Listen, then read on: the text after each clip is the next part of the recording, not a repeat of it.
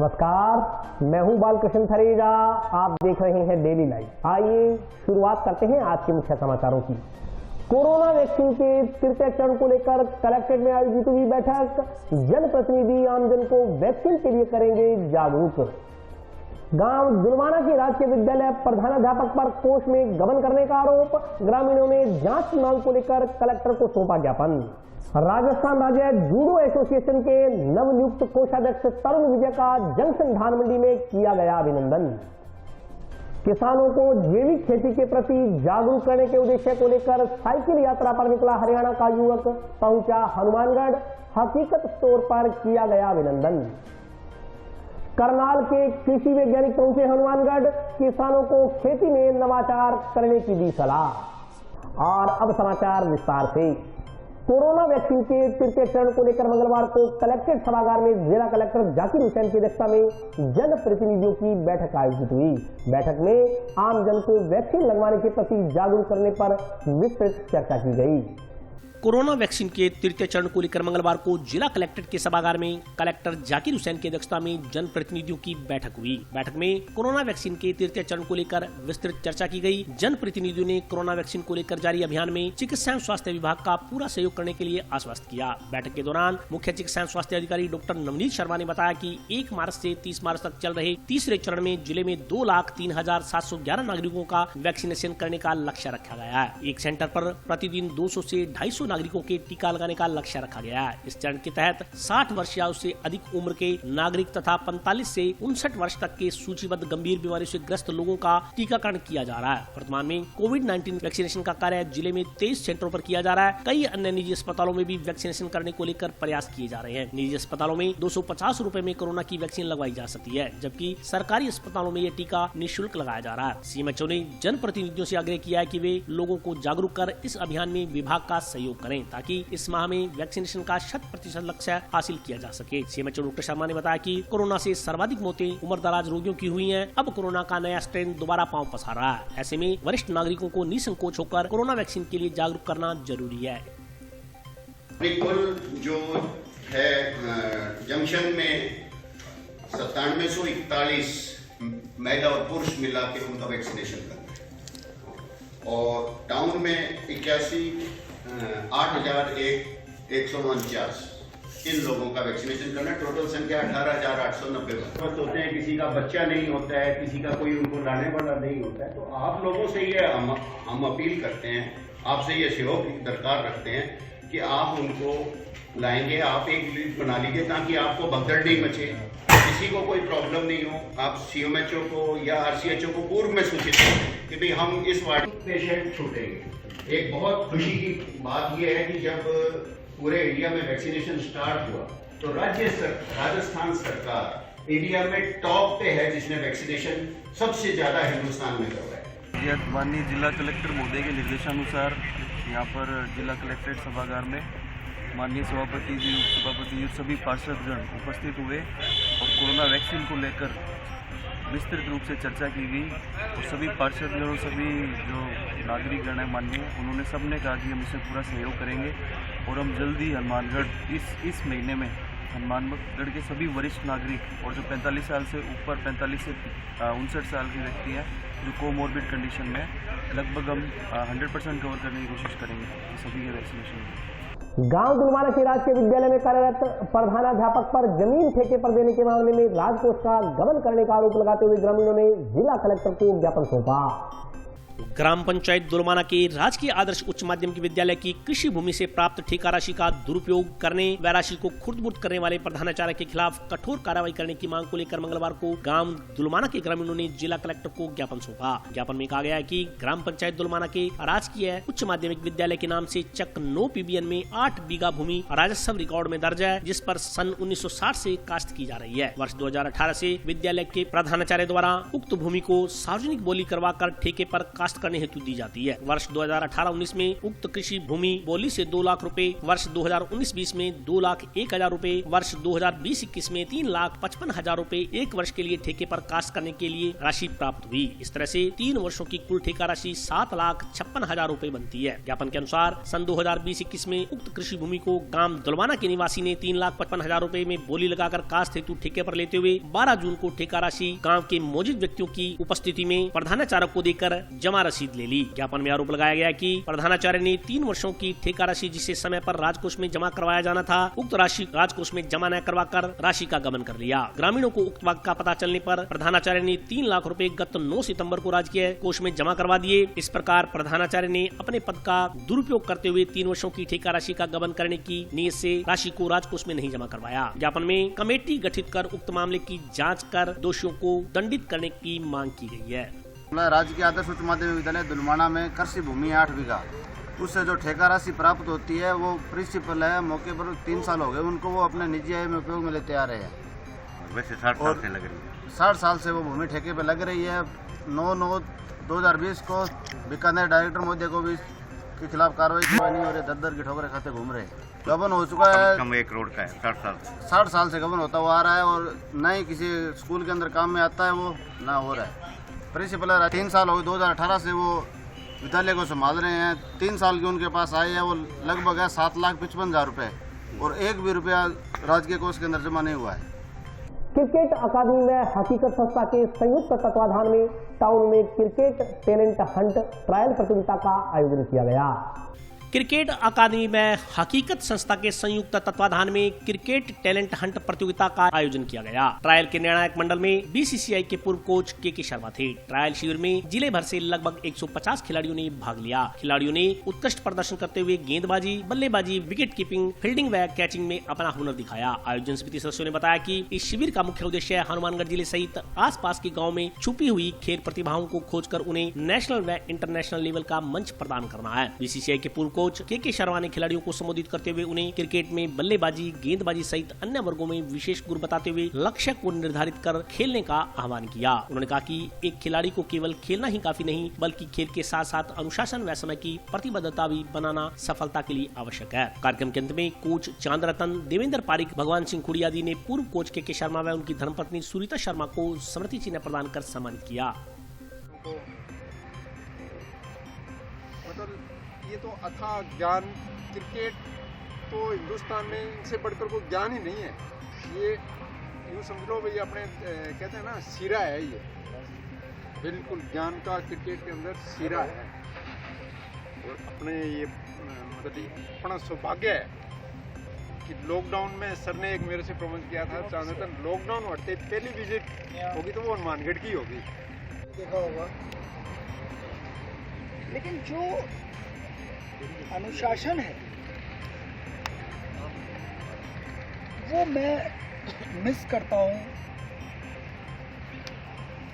जो अनुशासन आप बच्चों में है वो अनुशासन मैंने देश के बहुत कम भागों में देखा है, बहुत कम शहरों में देखा है। इस अनुशासन के लिए इससे सब चीज़ आप अचीव कर सकते हो और आप में वो चीज़ है, आप कुछ भी पा सकते हो। होते हुए भी, संसाधनों की कमी को देखते हुए भी और बिल्कुल संघर्ष के साथ एक उद्देश्य बना के, क्योंकि चांद भाई को मैंने देखा है बचपन से क्रिकेट खेलते हुए, तो चांद को शायद लगा होगा कि भी मैं मेरा ड्रीम जो पूरा नहीं कर सकता था, तो उन आप बच्चों के माध्यम से ये अपना ड्रीम पूरा करना चाहते हैं। यहाँ पर हनुमानगढ़ में एक वो टैलेंट हंट के लिए मैं यहाँ पर आया, बच्चों के टैलेंट को माइन्यूटली माइक्रो लेवल से ऑब्जर्व करने के लिए आया और बताने के लिए आया। जो मेरे पास एक्सपीरियंस है, चाहे वो प्लेइंग एक्सपीरियंस हो या कोचिंग एक्सपीरियंस हो, वो बताने के लिए मैं आया। बहुत ही मज़ा आया, बहुत ही अच्छा लगा। प्रतिभा तो कहीं पर भी आप पा सकते हैं, लेकिन जो अनुशासन यहाँ पर पाया मैंने, जो अनुशासन बच्चों के अंदर देखा, लाजवाब। तो मैं तो बहुत ही खुश हूँ और मैं चाहूँगा और शुभकामनाएं देके चाहूँगा कि हनुमानगढ़ से भी देश के लिए खेलने वाले खिलाड़ी निकट भविष्य में निकले। ज़बरदस्त इनिशिएटिव था चांद भाई का या जो डिस्ट्रिक्ट क्रिकेट एसोसिएशन, सबका ज़बरदस्त इनिशिएटिव था। मैं शुभकामनाएं देता हूँ, बहुत सफल हों, बच्चे बहुत बढ़िया हैं और दिल से दुआएं देता हूँ। 2 दिन ये मिस्टर के शर्मा आए हुए थे हमारी एकेडमी में ट्रायल के लिए, तो लगभग 100 लड़के कल ट्रायल हुआ 100 का, बाकी आज एकेडमी के बच्चों का ट्रायल हुआ 40 से बच्चों का हुआ है। सर अभी लिस्ट तो जारी की नहीं है, बाकी कह रहे थे कल 4-5 लड़के बहुत शानदार थे, बहुत ही शानदार, मतलब मैंने एक्स्ट्रा ऑर्डिनरी उनमें वो टैलेंट देखा। और आज तो एकेडमी का प्रोग्राम था, सभी बच्चों ने अच्छा किया। 4-5 तो आज भी कह रहे हैं कि वो एक्स्ट्रा ऑर्डिनरी हैं बच्चे। जनसंस्कृत धान मंडी में मंगलवार को राजस्थान राज्य जूडो एसोसिएशन के नवनियुक्त कोषाध्यक्ष तरुण विजय का अभिनंदन किया गया।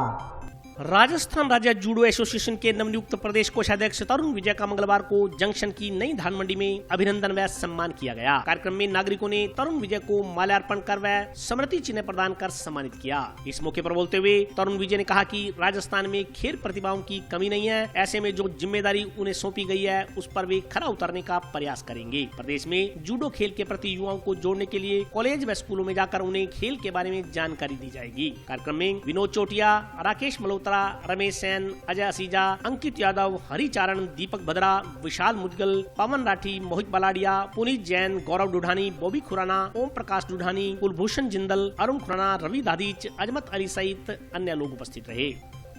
शनिवार को जो राजस्थान राज्य जूडो संघ के चुनाव जयपुर में हुए थे, उसमें प्रदेश अध्यक्ष साधुशर के विधायक जगदीश जागीर जी को चुना गया और मुझे राजस्थान का कोषाध्यक्ष चुना गया है। मैं आपसे विश्वास दिलाता हूं कि मेरा प्रयास रहेगा कि हम जूडो में हनुमानगढ़ के साथ साथ पूरे राजस्थान में एक नए आयाम स्थापित करें और राजस्थान के लोकप्रिय मुख्यमंत्री अशोक गहलोत अशोक चांदना जी हमारे खेल मंत्री हैं, उनका भी आभार प्रकट करना चाहूँगा कि उनका हमारे जूडो को हमेशा से ही सहयोग रहा है और आगे भी हमारे खेल मंत्री जो है अशोक चांदना जी का उनका सहयोग रहेगा। और मैं भटनेगी क्लब के सभी साथियों का तहे दिल से आभार प्रकट करना चाहूँगा जिन्होंने आज मेरा जो सम्मान किया है। मेरा प्रयास रहेगा कि मैं इस तरीके से कार्य करूं कि इनके हनुमानगढ़ के प्रत्येक व्यक्ति का सम्मान, हर व्यक्ति का कद ऊंचा हो, ये मेरा प्रयास रहेगा। राजस्थान स्टेट सीड कारपोरेशन द्वारा गांव अमरपुरा खेड़ी के 11 एचएमएच क्षेत्र में किसान संगोष्ठी का आयोजन किया गया।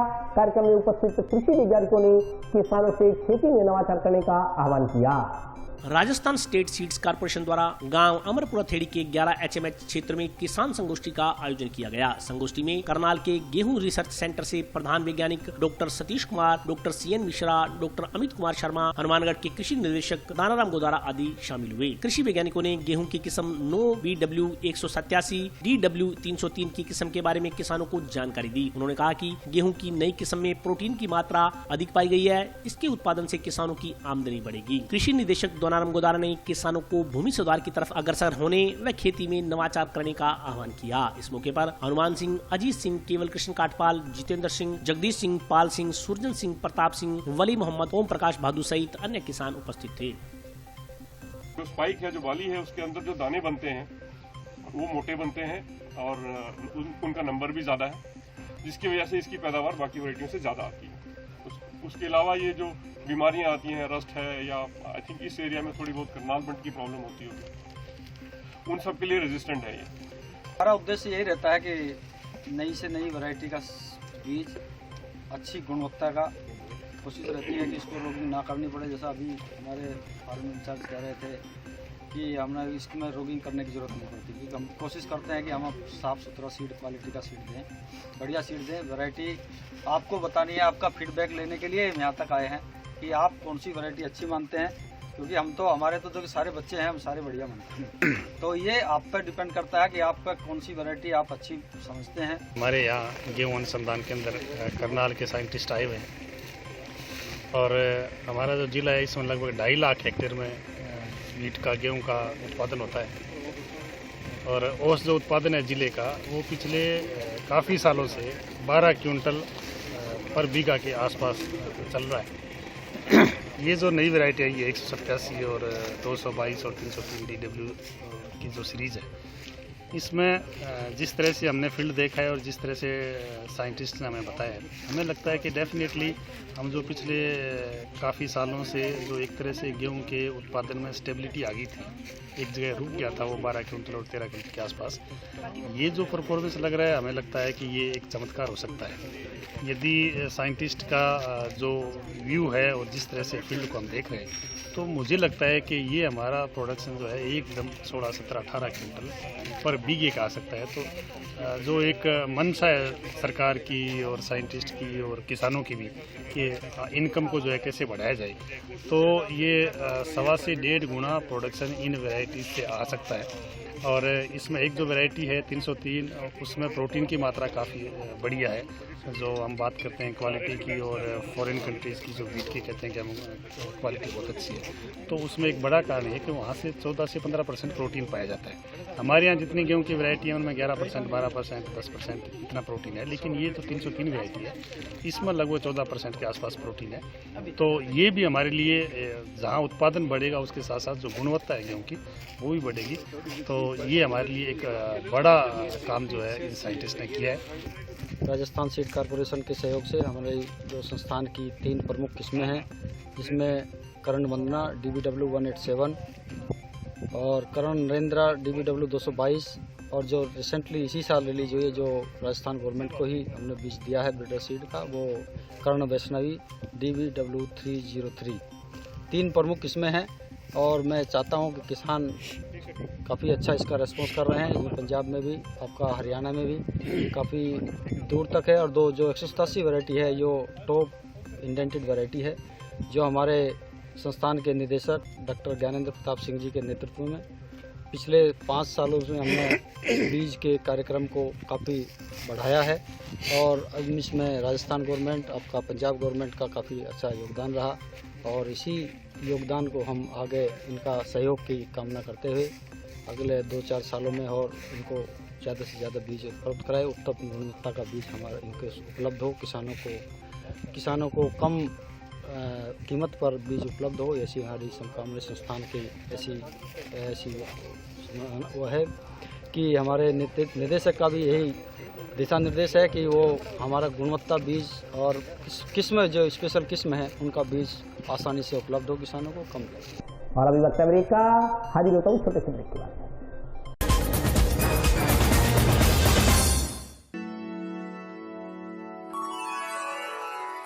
यूं तो कई बार मुझे हंसते देखा है,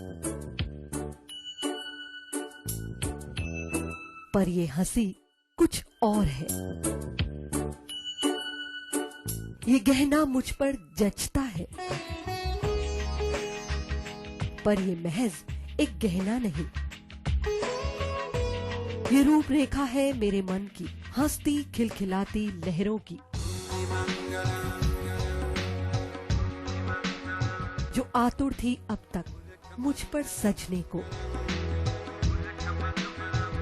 इसलिए ये गहना ही मेरा सच्चा श्रृंगार है, श्रृंगार है, श्रृंगार है।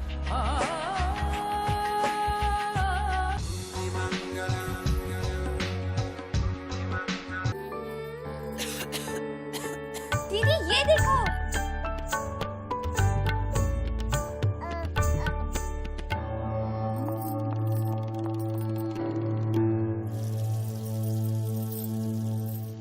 नोवेल कोरोना वायरस बीमारी को फैलने से रोका जा सकता है। खांसी और छींक के बाद और बच्चे को छूने से पहले अपने हाथों को साबुन से धोकर इसे फैलने से रोक सकते हैं। वो डॉक्टर साहब हैं? भाई साहब खांसी और बुखार था, सोचा चेक करवा लूं।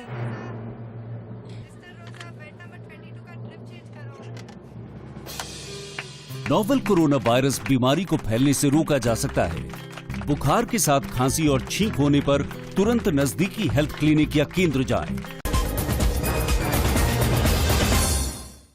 ब्रेक के बाद स्वागत है। आइए नजर डालते हैं अगले समाचारों पर। जंक्शन की व्यापार मंडल धर्मशाला में टैलेंट हंट प्रतियोगिता का आयोजन किया गया। प्रतियोगिता में विभिन्न स्कूलों के बच्चों ने भाग लिया। जंक्शन की व्यापार मंडल धर्मशाला में MG टैलेंट हंट सीजन 2 के लिए प्रतियोगिता का आयोजन किया गया। प्रतियोगिता में हनुमानगढ़ के विभिन्न स्कूलों के बच्चों ने भाग लिया। कार्यक्रम के मुख्य अतिथि विशिष्ट लोक अभियोजक NDPS दिनेश दादीच, विशिष्ट अतिथि अधिवक्ता विजय सिंह चौहान, सुनील मदान, संदीप त्यागी थे। शुभारंभ अतिथियों द्वारा मां सरस्वती चित्र के समक्ष दीप प्रज्वलित कर किया गया। प्रतियोगिता में बच्चों ने नृत्य की बेहतरीन प्रस्तुतियां दी। इस मौके पर बोलते हुए अतिथियों ने कहा कि वर्तमान के तनाव भरे माहौल में इस प्रकार के कार्यक्रम निरंतर होते रहने चाहिए, इससे मानसिक शांति मिलती है। उन्होंने कहा कि संगीत और डांस को जीवन का अंग बनाने से मन मस्तिष्क में ताजगी का संचार होता है। इस मौके पर प्रथम पुरस्कार ओजस्वी, द्वितीय पुरस्कार प्रिंस वैद, तृतीय पुरस्कार एंजल जुडानी को दिया गया।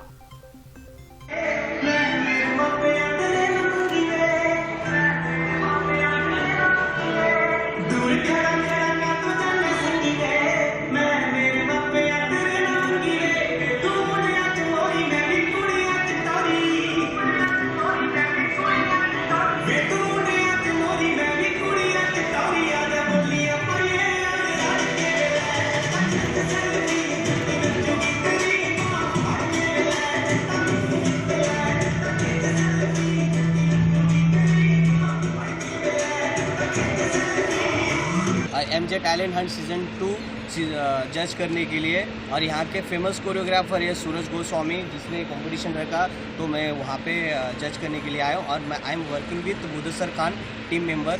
हम लोग मोस्टली सलमान खान की मूवीज़ कोरियोग्राफ करते हैं, reality show, DID, dance plus, ये सब हम लोग कोरियोग्राफी करते हैं। और हम लोग अभी बच्चे लोग को टैलेंट देखने आए हैं कि यहाँ से बच्चे लोग कुछ अच्छा हम लोग को पसंद आए। कोई बच्चे कर रहे थोड़ा बहुत, तो हम लोग उसको बॉम्बे लेके जाएंगे, कोई मूवीज़ में, कोई सीरियल में, या कोई कंपटीशन, डांस कंपटीशन होता है बॉम्बे में, तो हम लोग बच्चे को ब्रेक देंगे। उसके लिए हम लोग यहाँ पे आए और डांस कंपटीशन जज करने के लिए। जो बच्चा हम लोग अच्छे लगेंगे, हम लोग उन लोग को बॉम्बे लेके जाएंगे। और बाहर के भी शोज़ होते हैं, तो हम लोग बच्चे को वहाँ पर ट्रेन करेंगे। और यहाँ पे ट्रेन करके हम लोग वर्कशॉप्स देंगे बच्चे लोग को, और उन लोग को अलग अलग तरीके का सीखने के लिए मिलेगा। उन लोग अलग अलग हम लोग को ट्रेन करेंगे। किसानों को ऑर्गेनिक खेती के प्रति जागरूक करने के उद्देश्य को लेकर साइकिल यात्रा पर निकले हरियाणा के युवक का जंक्शन में हकीकत स्टोर पर अभिनंदन किया गया। ऑर्गेनिक खेती के प्रति आम जन तथा किसानों को जागरूक करने के उद्देश्य से हरियाणा का एक युवक साइकिल यात्रा पर निकला। नीरज प्रजापति नामक उक्त युवक आज जंक्शन स्थित हकीकत स्टोर पर पहुंचा, जहां उसका स्वागत किया गया। नीरज प्रजापति ने बताया कि उन्होंने अब तक 1,11,111 किलोमीटर की यात्रा कर चुके हैं। इस दौरान वे विभिन्न शहरों में जाकर किसानों तथा आमजन को ऑर्गेनिक खेती के प्रति जागरूक कर रहे हैं। उन्होंने कहा कि उन्होंने अपनी यात्रा 9 अप्रैल 2019 से आरंभ की थी। उन्होंने कहा कि उनकी मंशा है कि कृषि विश्वविद्यालयों में जाकर वे एग्रीकल्चर के छात्रों को भी इसके संदर्भ में जानकारी दें, ताकि अधिक संख्या में लोगों का रुझान ऑर्गेनिक खेती के प्रति हो सके। उन्होंने कहा कि किसानों को ऑर्गेनिक खेती के प्रति जागरूक करने की अपनी मुहिम जारी रखेंगे। Bicycle man of India and the bicycle man of Indian agriculture, जो कि 1,11,111 किलोमीटर की मिशन ऑर्गेनिक बाइसाइकिल यात्रा कर रहा हूँ। जो ये मेरी यात्रा है, ये 9 अप्रैल 2019 से चालू हुई थी, जिसमें कि राजस्थान, हरियाणा, उत्तर प्रदेश, दिल्ली और कुछ इलाका मध्य प्रदेश का और कुछ पंजाब का कर चुका हूँ। मेरी जो ये साइकिल यात्रा है, इस साइकिल यात्रा का जो उद्देश्य है कि किसान भाइयों को जैविक खेती के प्रति जागरूक करना। उसके अलावा जो भी हमारे किसान भाइयों की समस्याएं हैं खेती से संबंधित, उनको कृषि वैज्ञानिक अथवा जो भी हमारे भारतीय कृषि अनुसंधान परिषद के रिसर्च सेंटर हैं और जो भी हमारे कृषि विश्वविद्यालय हैं या फिर कृषि विज्ञान केंद्र, उनमें जाके कृषि वैज्ञानिकों तक जानकारी पहुँचानी, और जो भी हमारे नए टेक्नोलॉजी डेवलप है उनको वापस किसान भाइयों तक ले जाने का ये कार्य है। इसमें मैं अभी आज सुबह मैं हमारे जो हनुमानगढ़ के प्रगतिशील किसान के खेत पे कल मैं रात को रुका था। किसानों की एक दुकान है, जो किसानों की दुकान है, किसानों द्वारा संचालित है हनुमानगढ़ में धान मंडी में। तो अभी मैं वहाँ पहुँचा और उनका मैंने विजिट किया और मैंने आउटलेट इनका देखा, और बहुत अच्छे जो प्रोडक्ट्स है मुझे भी बहुत अच्छे लगेगी, और मुझे भी बहुत अच्छी खुशी हुई कि किसान अपनी डायरेक्ट सामान खुद बेच रहा है। और दूसरी बात, जो हम आज ऑर्गेनिक में रेट की बात करते हैं, तो इनके जो रेट है वो एक नॉर्मल मंडी का जो रेट है, जो केमिकल का रेट है, उसी के बराबर है कि एक आम नागरिक जन जन तक ये जैविक उत्पाद पहुंचाने की मुहिम है। बाकी मैं हकीकत परिवार को बहुत बहुत धन्यवाद करना चाहता हूं, जो कि मिशन ऑर्गेनिक जो ये मुहिम है जैविक खेती के प्रति इसमें सहयोग किया। रोडवेज कर्मचारियों की 19 मार्च को जयपुर में प्रस्तावित रैली की तैयारियों को लेकर संयुक्त कर्मचारी फेडरेशन की बैठक जंक्शन स्थित रोडवेज आगार परिसर में आयोजित की गई। संयुक्त कर्मचारी फेडरेशन संघ की एक बैठक सोमवार को जंक्शन स्थित रोडवेज डिपो में आयोजित की गई। बैठक में प्रदेश अध्यक्ष नथु सिंह राठौड़ ने कर्मचारियों की विभिन्न समस्याओं के बारे में बताते हुए कहा कि राज्य सरकार ने चुनाव से पूर्व कर्मचारियों से कई वायदे किए थे, मगर चुनाव जीतने के बाद कर्मचारियों की समस्याओं को भुला दिया गया। अब वर्तमान सरकार को बने 2 वर्ष से अधिक का समय बीत चुका है, परंतु सरकार द्वारा कर्मचारियों की समस्याओं का कोई निराकरण नहीं किया जा रहा। सरकार के इस रवैये से कर्मचारियों में रोष व्याप्त है। वक्ताओं ने कहा कि 7वां वेतनमान सहित अन्य मांगों को लेकर 19 मार्च को सिंधी कैंप जयपुर में विशाल रैली निकाली जाएगी। इसमें कर्मचारियों की विभिन्न समस्याओं के निराकरण की मांग की जाएगी। बैठक में पूर्व प्रदेशाध्यक्ष मनीराम सुथार, सुरेंद्र कुमार, रणवीर कुमार, गुरलाल सिंह, जलंधर सिंह, सोनू, विशाल सिंह, हरमन सिंह, लाभ सिंह सहित अन्य कर्मचारी मौजूद थे। हर आदमी हर बार जबान पर ये हो रहा है कि राशन काउंटर घटे चाहिए। पहले बात तो मैं ये पूछना चाहता हूँ राज्य सरकार और प्रशासन से कहीं राजस्थान काउंटर में कौन सी कंपनी पैसे मांग रही है? कोई टायर वाली, कोई गाड़ी वाली, कौन कंपनी पैसे मांग रही है इसमें? ये राज्य सरकार पैसे मांग रहा है इसमें। तो राजस्थान काउंटर को हम घटे बता रहे हैं, यानी घटे बात को टालने की उनको आदत पड़ गई। सारे काम उल्टे, गाड़ी खड़ी है, मैकेनिक साइड में काम करने काम ज्यादा बढ़ गया, मैकेनिकों का काम इतना बढ़ गया कि इनकी कमर टूटने को तैयार हो रही है, फिर भी इनकी भर्ती नहीं कर रहे। कंडक्टर 40 साल कंडक्टरी करके रिटायर हो रहा है। मैकेनिक है वो थोड़े बदल देते 60 साल में अपने घर जा रहा है। प्रमोशन आपको उसको ध्यान ही नहीं कभी कंडक्टर का प्रमोशन हो रहा है नहीं हो रहा है, या मैकेनिक का प्रमोशन हो रहा है नहीं। राज्य सरकार के साथ पिछले 4 वर्षों से डिमांड चार्ट हमारा बकाया चल रहा है, जिस पर सरकार कोई बातचीत नहीं कर रही है। देखिए, सितंबर 2018 में जब परिवहन फेडरेशन जो भारतीय मजदूर संघ का संगठन है, उसका सिंधी कैंप पर कर्मी का अनशन और आमरण अनशन का कार्यक्रम चल रहा था, तत्समय वर्तमान राज्य सरकार के निवर्तमान उप मुख्यमंत्री सचिन जी पायलट एवं वर्तमान परिवहन मंत्री प्रताप सिंह जी खातरियावास वहाँ पधारे थे। फिर उन्होंने रोडवेज कर्मियों को संबोधित करते हुए ये कहा गया था कि रोडवेज कर्मियों की मांगें हैं वो जायज़ है, उचित है, भाजपा सरकार को समय रहते इसका समाधान करना चाहिए। इसके साथ साथ उन्होंने अपने संबोधन में ये कहा था कि रोडवेज कर्मी आगामी विधानसभा चुनाव में हमें वोट करें, जब हमारी सरकार आएगी तो आपकी समस्याओं का समाधान शीघ्र किया जाएगा। रोडवेज कर्मियों के लगभग 1.5 लाख वोटों से कांग्रेस पार्टी विजय हुई और प्रदेश में सत्तासीन हुई। सत्तासीन होने के बाद में राज्य सरकार ने इस ओर कोई ध्यान नहीं दिया। प्रताप सिंह जी खातरियावास ने अपने संबोधन में कहा था कि जैसे ही सत्ता आएगी रोडवेज को नई बसें खरीदने की स्वीकृति प्रदान की जाएगी, रिक्त पद जो रोडवेज में है उस पर भर्ती की प्रक्रिया प्रारंभ की जाएगी। जो कार्यक्रम है वो 19 जुलाई को एक बड़ी रैली के रूप में सिंधी कैंप से 22 गोदाम तक जाने का है, क्योंकि 22 गोदाम पर सरकार के मंत्री और मुख्यमंत्री का आवास है।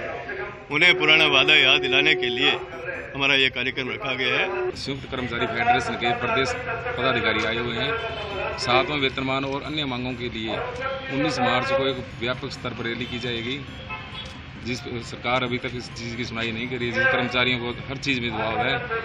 आगे 19 मार्च को एक रैली की जाएगी, उसके बाद आगे क्या प्रोग्राम होता है वो आगे आपको सूचना दी जाएगी। और आज के लिए बस इतना ही। कल फिर हाजिर होता हूँ नए समाचारों के साथ, तब तक के लिए नमस्कार।